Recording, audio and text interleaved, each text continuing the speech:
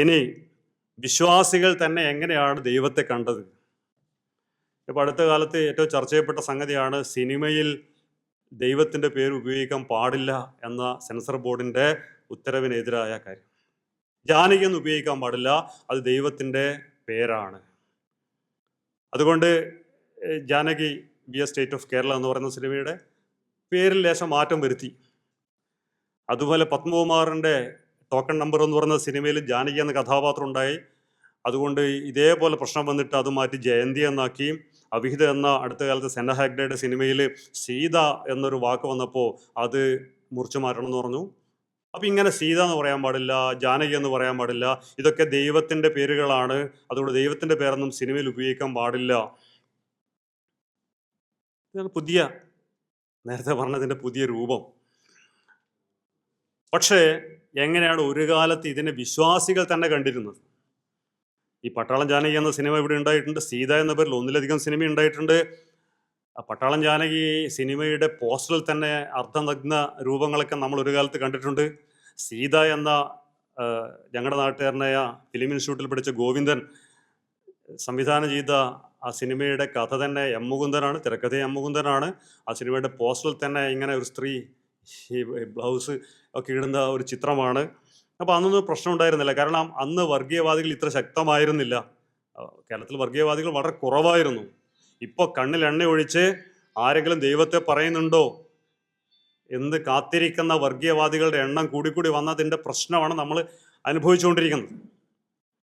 നിർമാല്യ സിനിമയിൽ പറയേണ്ട ആവശ്യമില്ലല്ലോ, ഇതെങ്ങനെയാണ് പ്രശ്നവൽക്കരിച്ചത്? ദൈവത്തെ പ്രശ്നവൽക്കരിക്കുക എന്നത് എങ്ങനെയാണ് എംപ്റ്റി ചെയ്തത്?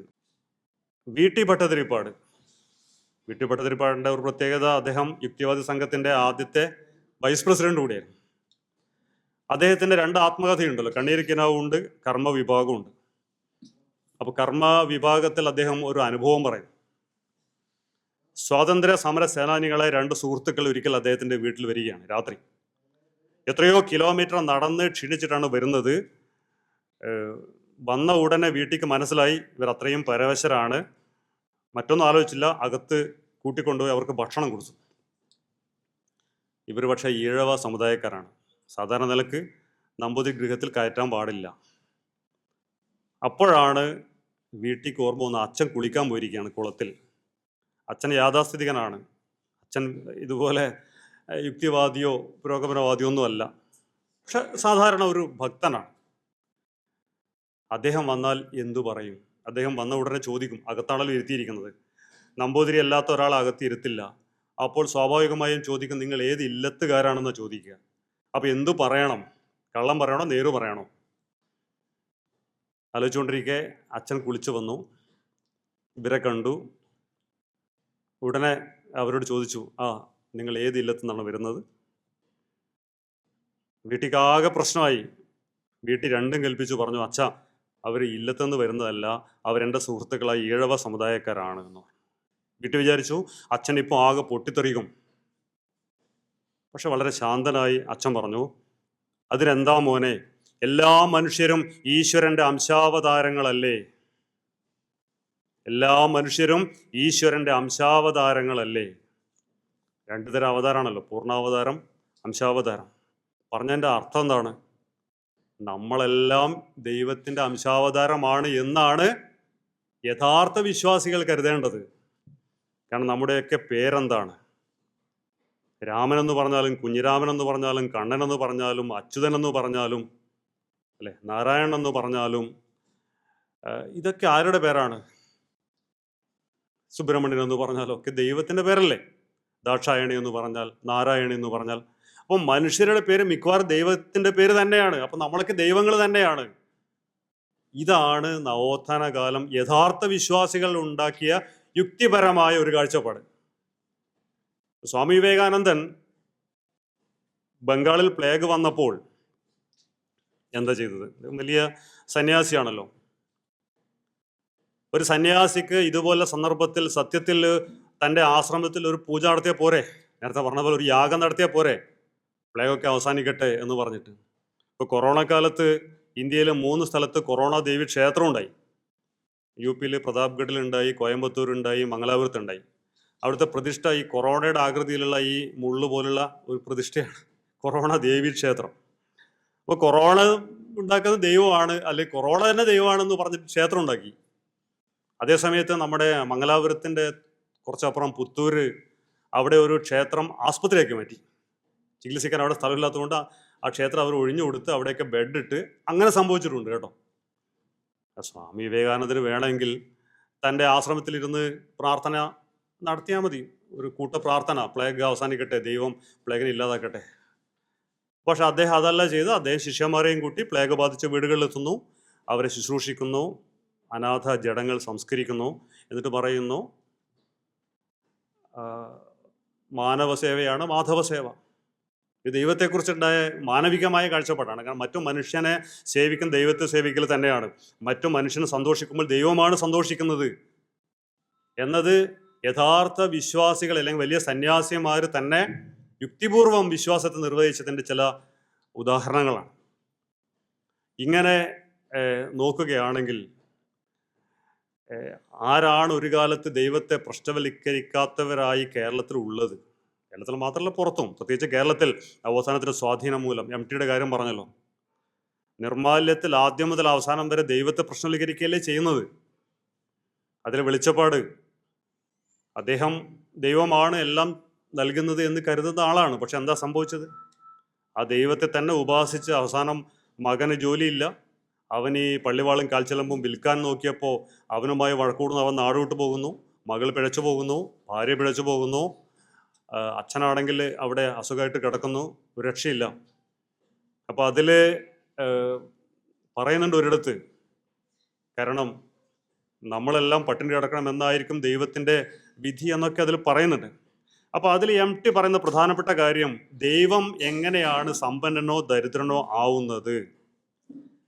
ഇതുവരെ പറഞ്ഞിരുന്നത് മനുഷ്യനെ സമ്പന്നനോ ദരിദ്രനോ ആക്കുന്ന ദൈവം എന്നാണ്. പക്ഷേ നിർമാല്യത്തിലൊക്കെ നേരെ തിരിച്ചാണ് പറയുന്നത്, മനുഷ്യൻ സമ്പന്നനാവുമ്പോൾ ദൈവം സമ്പന്നനാവും, മനുഷ്യൻ ദരിദ്രനാവുമ്പോൾ ദൈവം ദരിദ്രനാവും.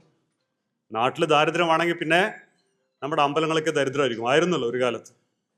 നമ്മുടെ വീട് ഓലപ്പുരയായിരുന്ന കാലത്ത് ക്ഷേത്രങ്ങൾ ഓലപ്പുരയായിരുന്നു, സത്യമാണ്. വീട് ഓടിട്ടപ്പോൾ ക്ഷേത്രങ്ങൾ ഓടിട്ടു, വീട് കോൺക്രീറ്റ് ആയപ്പോൾ ക്ഷേത്രങ്ങൾ കോൺക്രീറ്റ് ആവാൻ തുടങ്ങി, വീട്ടിൽ ടൈൽസ് ഇട്ടപ്പോൾ ക്ഷേത്രങ്ങളിലും ടൈൽസ് ഇടാൻ തുടങ്ങി, നമ്മുടെ കയ്യിൽ കാശ് വന്നപ്പോൾ ദൈവത്തിന് കാശ് കിട്ടി. ഇതല്ലേ സത്യം. ഏറ്റവും കൂടുതൽ ആൾ പോകുന്ന ദൈവമല്ലേ ഏറ്റവും വലുതായിട്ട് നമ്മൾ കണക്കാക്കുന്നത്. ആൾ പോകാത്ത ക്ഷേത്രത്തിലാണെങ്കിൽ ആ ക്ഷേത്രത്തിന് അത്രയും വലിയ പ്രശസ്തി ഉണ്ടാവുമോ? അപ്പം ജനങ്ങളല്ലേ ദൈവത്തിൻ്റെ ശക്തി, അല്ല നേരെ തിരിച്ചാണോ? ശബരിമലയിലും ഗുരുവായൂരിലും ഒരുപാട് ആളുകൾ പോകുമ്പോൾ അത് വലിയ ദൈവമായിട്ട് നമ്മൾ കരുതുന്നു എന്ന് പറഞ്ഞാൽ ശക്തി എന്താണ്? ഇതാണ് നിർമാല്യത്തിലൂടെ MT ചോദിച്ച ചോദ്യം. ആളുകളുടെ കയ്യിൽ പണമില്ല, അപ്പോൾ ദൈവത്തിൻ്റെ കയ്യിൽ എങ്ങനെ പണം ഉണ്ടാവും? അവസാനം അവിടെ ക്ഷേത്രത്തിൽ ഒരു ഗുരുതി കിട്ടിയപ്പോൾ അവിടെ വന്ന സായിപ്പ് ചോദിക്കുന്നുണ്ട്, പറയുന്നുണ്ട്, ഈ ചിക്കൻ ബോക്സ് ദൈവം ഉണ്ടാക്കുന്നതാണ് എന്നാണ് ഇവിടുത്തെ ആൾക്കാർ കരുതുന്നത്. സായിപ്പിൻ്റെ ഒരു ഡയലോഗുണ്ട്. അപ്പോൾ അവിടെ വെച്ച് അവസാനം ഈ ദൈവം തന്നെ രക്ഷിക്കുന്നില്ല എന്ന് മനസ്സിലാക്കി തൻ്റെ രോഷം മുഴുവൻ, തൻ്റെ വായിലെ ഈ ചോര, തൻ്റെ തലയിലെ ഈ ചോര വായിലെത്തിയപ്പോൾ അത് ആ വിഗ്രഹത്തിലേക്ക് തുപ്പുന്ന ഒരു കഥാപാത്രത്തെ MT സൃഷ്ടിച്ചു എന്ന് പറഞ്ഞാൽ ആ കാലം ദൈവത്തെ പ്രശ്നവൽക്കരിക്കാൻ MTയെ കൊണ്ട് ഇങ്ങനെ സാധനം ചെയ്യിച്ചു എന്നാണ് അതിൻ്റെ അർത്ഥം. PJ ആൻ്റണി എന്ന ഒരു ക്രിസ്ത്യാനി പോയി ഇത് അഭിനയിച്ച് ഈ വിഗ്രഹത്തിൽ തുപ്പി ഷൂട്ട് ചെയ്തപ്പോൾ ആർക്കൊരു പ്രശ്നം ഉണ്ടായില്ലല്ലോ. ആളുകൾ കരുതി എന്താണ്, അത് ദൈവ നിഷേധമാണെങ്കിൽ ദൈവം ശിക്ഷിച്ചോട്ടെ, അല്ലാതെ വർഗീയവാദികൾ ഇങ്ങനെ വാളുവെടുത്തിട്ട് ക്രിസ്ത്യാനി ഒന്നും പറഞ്ഞിട്ട് അന്ന് പ്രശ്നം ഉണ്ടാക്കിയല്ലേ. കാരണം അന്നത്ര വർഗീയവാദികൾ ഇല്ല. മിന്നൽ മുരളി എന്ന സിനിമയ്ക്ക് വേണ്ടി ആലുവ മണപ്പുറത്ത് സെറ്റിട്ടു എന്ന് പറഞ്ഞിട്ട് അല്ലെ, ഒരു പള്ളിയുടെ സെറ്റിട്ടു എന്ന് പറഞ്ഞിട്ട് അത് കത്തിച്ച വർഗീയവാദികളുടെ നാടാണ് നമ്മുടേത്. അന്ന് ഈ പറയുന്ന സംഗതികൾ ഇല്ലാത്തത് കൊണ്ടാണ് ആളുകൾക്ക് പ്രശ്നമായിട്ട് തോന്നാതിരുന്നത്. MT കുട്ടിയേടത്തി കഥ നമ്മൾ വായിച്ചിട്ടുണ്ട്. കുട്ടിയേടത്തിയിൽ MT കൃത്യമായിട്ട് ഇക്കാര്യം പറയുന്നുണ്ട്. കാരണം മച്ചുംപുറത്ത് ഭഗവതി ഉണ്ട് എന്ന് വിശ്വസിക്കുന്ന ആളാണ് കുട്ടിയേടത്തി. പക്ഷെ വീട്ടിലാണെങ്കിൽ പട്ടിണി ഒഴിയുന്നില്ല. അവസാനം ദേഷ്യം വന്നിട്ട് കുട്ടിയേടത്തി പറയുന്നു, നമ്മളെ രക്ഷിക്കാത്ത ദൈവത്തെ നമുക്ക് വേണ്ട എന്ന് പറഞ്ഞ് ഈ മച്ച് കിളച്ചു മറിക്കാൻ തീരുമാനിക്കുന്നു. ഒരു വെള്ളിയാഴ്ചക്ക് തീരുമാനിക്കുന്നു. ഒരു വാസു ആണല്ലോ കുട്ടിയുടെ പേര്, കഥാപാത്രം. വാസുவோട് പറയുന്നു, പക്ഷേ അന്ന് വീട്ടിലൊരാൾ വന്നുകൊണ്ട് അത് ചെയ്യാൻ പറ്റുന്നില്ല. ഒരു ദിവസം ഞാൻ മച്ച് കിളച്ചു മറിച്ചിടുമെന്ന് ഇടയ്ക്കിടെ കുട്ടിയേടത്തി പറയുന്നുണ്ട്.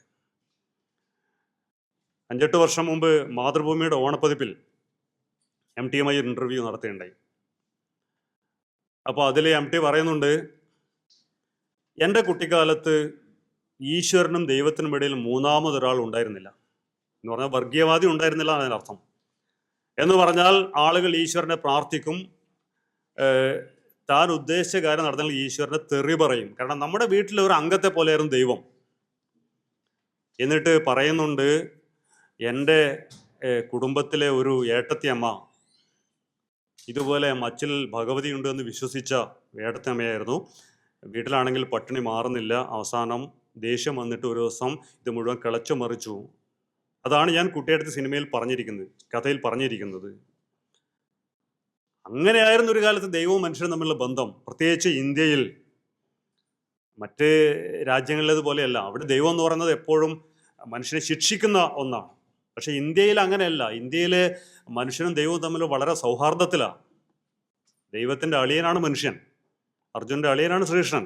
അപ്പം അത്രമാത്രം മനുഷ്യരുമായി സൗഹൃദത്തിൽ പോകുന്ന ഒരു ദൈവസങ്കല്പം ഉള്ള ഒരു നാട്ടിൽ ദൈവത്തെ പ്രശ്നവൽക്കരിച്ചാൽ ദൈവം ശിക്ഷിച്ചോട്ടെ എന്ന് കരുതിയുന്ന ഒരു നാട്ടിൽ ഇപ്പം ദൈവത്തെക്കുറിച്ച് ഒന്നും പറയാൻ പറ്റില്ല, ദൈവത്തിൻ്റെ പേരിടാൻ പറ്റില്ല എന്നുള്ള സ്ഥിതി ഉണ്ടാക്കിയത് തീർച്ചയായും ഈ വർഗീയവാദികൾ തന്നെയാണ്.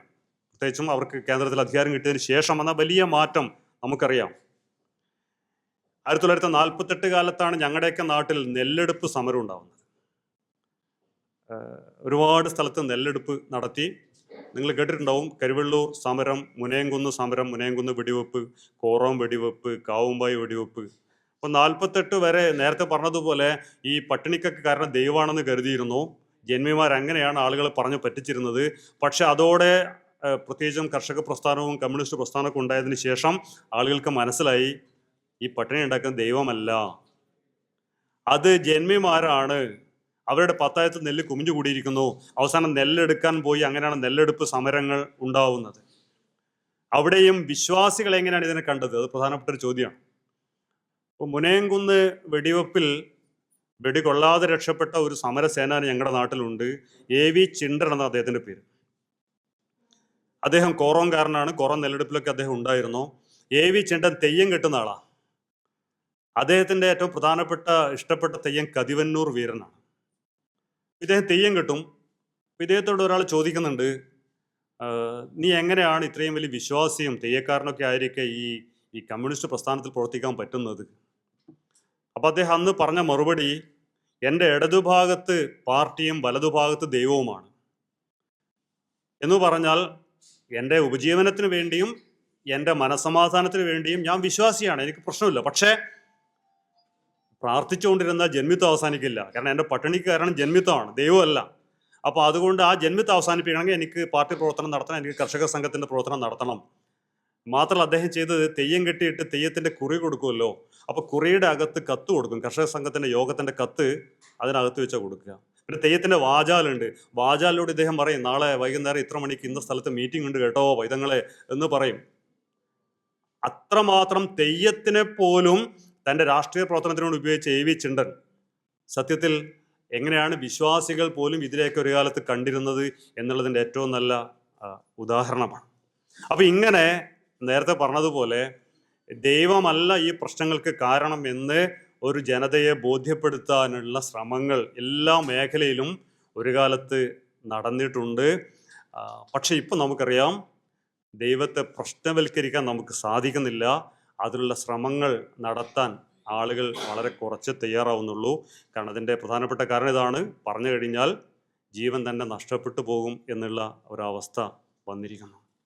ഇവിടെയാണ് ഈ ചരിത്രത്തിൻ്റെ പ്രാധാന്യം വരുന്നത്. ഇപ്പം നേരെ തിരിച്ച് എല്ലാം ദൈവമാണ് ഉണ്ടാക്കുന്നതെന്ന് അത്രമാത്രം വിദ്യാഭ്യാസമുള്ള ആളുകൾ പോലും ആത്മാർത്ഥമായി വിശ്വസിക്കുന്ന കാലമാണ്. എല്ലാം ദൈവമാണ് ഉണ്ടാക്കുന്നത്, മനുഷ്യനെ പ്രത്യേകിച്ചൊന്നും ചെയ്യാനില്ല. അതുകൊണ്ട് ഞാൻ പറഞ്ഞല്ലോ സിനിമയുടെ കാര്യമൊക്കെ 1951 ജീവിത നൗക എന്ന സൂപ്പർ ഹിറ്റ് സിനിമ ഇറങ്ങിയപ്പോൾ അതിൽ കേശവ കണിയാരുടെ മകൾ ലക്ഷ്മി BS സരോജയാണ്. കല്യാണം കഴിക്കുന്നത് ഒരു നായർ യുവാവിനെയാണ്, തിക്കുറിശിയാണ്, പ്രേമമാണ്. ഇവരുടെ വിവാഹത്തിന് കേശവ കണിയാരാണ്. കണിയാരുടെ ഒരു ജോലി ഈ ജാതകം നോക്കുക, പ്രശ്നം വെക്കുക ഒക്കെയാണ്. പക്ഷെ സ്വന്തം മകളുടെ വിവാഹത്തിന് ഒരു ജാതകം നോക്കുന്നതോ പ്രശ്നം വെക്കുന്നതോ ആയ ഒരു സീൻ പോലും ആ സിനിമയിൽ കാണിക്കുന്നില്ല. പിൽക്കാലത്ത് ഏത് സീരിയലിലും ഏത് സിനിമയിലും ഒരു കാര്യവുമില്ല, അത് കല്യാണം എന്ന് പറയുമ്പോൾ ഈ പറയുന്ന ജാതകം നോക്കലും ഇത് വിശദമായി കാണിക്കുന്നു. എന്തുകൊണ്ട് 1960 സത്യജിത്ത് ദേവി എന്ന സിനിമ എടുക്കുന്നു. മകൻ്റെ ഭാര്യയെ ദേവിയായിട്ട് ആരാധിക്കാൻ തുടങ്ങുന്ന ഒരു അച്ഛൻ്റെ കഥ. അവസാനം അവിടുന്ന് രക്ഷപ്പെട്ട് ഓടുകയാണ്. മനുഷ്യനെ ദൈവമാക്കി മാറ്റുന്നതിനെതിരായ ശക്തമായ പ്രതികരണം ദേവി. പിൽക്കാലത്ത് അങ്ങനെ എത്ര സിനിമ വന്നിരിക്കുന്നു? ഇല്ല, വരുന്നില്ല. ആകെ PK എന്നൊരു സിനിമ വന്നു, നമ്മളതിൽ കണ്ടതാണ്. അടി കിട്ടുമ്പോൾ ദൈവത്തിന് സ്റ്റിക്കർ ഒട്ടിച്ച് കാണിച്ചു കൊടുക്കണം അമീർ ഖാൻ. കാരണം ദൈവത്തെ കാണിച്ചാൽ പിന്നെ വേറെ പ്രശ്നമൊന്നുമില്ല. ആസാറാം പാപ്പവും ദൈവമായിരുന്നു. 90 വയസ്സായിട്ടും ജയിലിൽ കിടന്ന മനുഷ്യൻ പെൺകുട്ടികളെ ബലാത്സംഗം ചെയ്തതിന് പേരിൽ ജയിലിൽ കിടക്കുക. ദൈവം എന്ന് പറഞ്ഞാൽ എന്തും ചെയ്യാം എന്ന് പറയുന്ന സ്ഥലത്തേക്ക് നമ്മുടെ നാട് എത്തുന്നു. വിശ്വാസം എന്ന് പറഞ്ഞാൽ എന്തും ചെയ്യാമെന്ന സ്ഥലത്തേക്ക് നമ്മുടെ നാട് എത്തുന്നു. അവിടെ തീർച്ചയായും ഇതിനെയൊക്കെ പ്രശ്നവൽക്കരിക്കുക, ഈ പറയുന്ന മാനവികത എന്ന് പറയുന്ന സംഗതിയുടെ പുതിയ കാലത്തെ മുഖം എന്താണെന്ന് നമ്മൾ വിളിച്ചു പറയുക, അത് വളരെ അത്യാവശ്യമാണ്. അതിന് വളരെ ചെറിയ ശബ്ദം മാത്രമേ ഇപ്പം നമുക്കുള്ളൂ, കുറച്ച് ആളുകൾ മാത്രമേ ഉള്ളൂ. അങ്ങനെയുള്ള ഒരു പ്രസ്ഥാനമാണ് യുക്തിവാദി സംഘം എന്ന് പറയുന്നത്. ഇത് നമ്മുടെ അന്തരീക്ഷത്തിൽ നിരന്തരം ഉയർന്നു വന്നില്ലെങ്കിൽ തീർച്ചയായും ആളുകളൊക്കെ വിചാരിക്കുക എല്ലാം ദൈവം ഉണ്ടാക്കുന്നതാണെന്നാണ്. ഇപ്പം നിസ്സാരമായ കാര്യത്തിന് പോലും നേരെ നമ്മൾ പോകുന്നത് ജ്യോത്സ്യൻ്റെ അടുത്തേക്കാണ്. ഇപ്പം എൻ്റെ നാട്ടിലൊരു പയ്യൻ ബൈക്കിൽ വീണപ്പോൾ ഓവർ സ്പീഡ് പോയിട്ട് ബൈക്കിൽ നിന്ന് വീണ് ഇവൻ ഹോസ്പിറ്റലായി. ഉടനെ ഇവൻ്റെ അമ്മാവൻ ജ്യോത്സ്യരുടെ അടുത്ത് പോയി. ജ്യോത്സ്യർ ഉടനെ വാരി വെച്ച് നോക്കി പറയുകയാണ്, ജ്യോത്സ്യർക്ക് കാരണം മനസ്സിലായി ഇത് ഓവർ സ്പീഡാണെന്ന്. പക്ഷെ അത് പറയാൻ പറ്റുമോ? അയാളുടെ പണി പോവില്ലേ? അയാൾ പറഞ്ഞു, ഇങ്ങനെ ശനി അവിടെയാണ്, മറ്റേ ശുക്രൻ ഇവിടെയാണ്, എന്താ പരിഹാരം? കുറേ അമ്പലത്തിൽ പോയിട്ട് കുറേ പ്രാർത്ഥന നടത്തിയാൽ പ്രശ്നം തീരും. അപ്പോൾ എല്ലാം ദൈവമാണ്. അപ്പോൾ പഴയ കാലത്തെ ആളുകൾ ദൈവത്തെ കണക്കാക്കിയിരുന്നത്, വലിയ സന്യാസിമാരെ കണക്കാക്കിയിരുന്നത് ഈ പ്രപഞ്ചം മുഴുവൻ നിയന്ത്രിക്കുന്ന ശക്തി എന്നൊക്കെയാണ്. ഇപ്പോൾ അങ്ങനെയല്ല. നമ്മുടെ കുട്ടികളെ ബൈക്കിൽ നിന്ന് തള്ളിയിടുന്ന ഒരാളാണ് ദൈവം, അങ്ങനെയാണ്. നമ്മളെ പട്ടിണിക്കിടുന്ന ആളാണ് ദൈവം. നമുക്ക് PSCക്ക് ജോലി തരാത്ത ആളാണ് ദൈവം. അപ്പോൾ എല്ലാം ദൈവമാണ്. മനുഷ്യൻ ചെയ്യുന്ന കാര്യങ്ങൾക്ക് ദൈവത്തിന് അക്കൗണ്ടിൽ കൊടുക്കുക, എന്നിട്ട് ദൈവത്തെ പ്രാർത്ഥിച്ചാൽ എല്ലാ കാര്യവും നടക്കുമെന്ന് വിചാരിക്കുക. ഇതിൻ്റെ പിന്നിൽ രാഷ്ട്രീയം നമുക്കറിയാം. അത് യഥാർത്ഥത്തിൽ ആളുകൾ അനുഭവിക്കുന്ന പ്രശ്നങ്ങൾക്കൊക്കെ കാരണം ഈ പറയുന്ന അധികാരത്തിലിരിക്കുന്നവരുടെ നയ സമീപനങ്ങളാണ് എന്ന കാര്യം മറച്ചു വെച്ച് ഇതൊക്കെ തലവിധിയാണെന്ന് പറഞ്ഞാൽ പിന്നെ വേറെ പ്രശ്നമൊന്നുമില്ലല്ലോ. ഇത് കുടികുടി വരെയാണ്. ഇപ്പോൾ ഈയിടെ ചേർത്തല എൻ്റെ ഒരു സുഹൃത്തിൻ്റെ വീട്ടിൽ പോയപ്പോൾ അവൻ്റെ വീട്ടിലേക്ക് ഒരു മരത്തിൻ്റെ കൊമ്പ് ഇങ്ങനെ ചാഞ്ഞു കിടക്കുകയാണ്, അപകടകരമായ രീതിയിൽ.